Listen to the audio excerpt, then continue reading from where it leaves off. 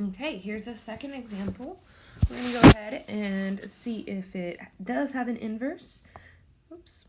And how we do that is we go ahead and do 2, 4, -3, -6, and then you do the identity. This is just another example. We need to go ahead and get this set up.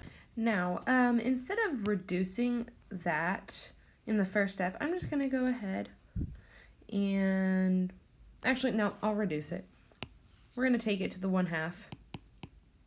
1/2 row 1. That'll just turn it to 1, 2, 1/2, and 0. And until now, we've, I think, only done whole numbers. Obviously, you can get decimals. Decimals and fractions do exist.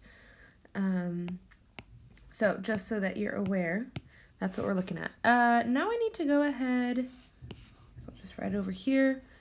I need to reduce this second row. How do I get rid of that -3 and make it a 0? Well, I need to multiply row 1 by 3 and add it to row 2.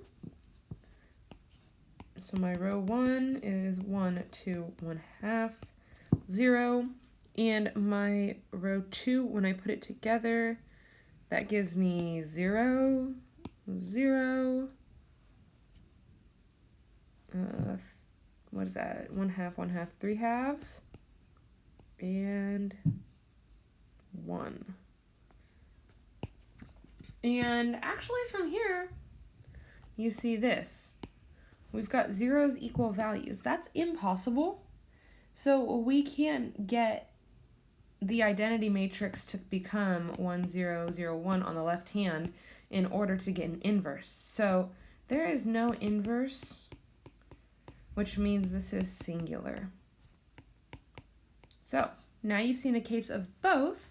You're going to go ahead and have an example problem on your own to do. And I'm not going to tell you if it has an inverse or not. You just need to solve it. So that's going to be the next slide.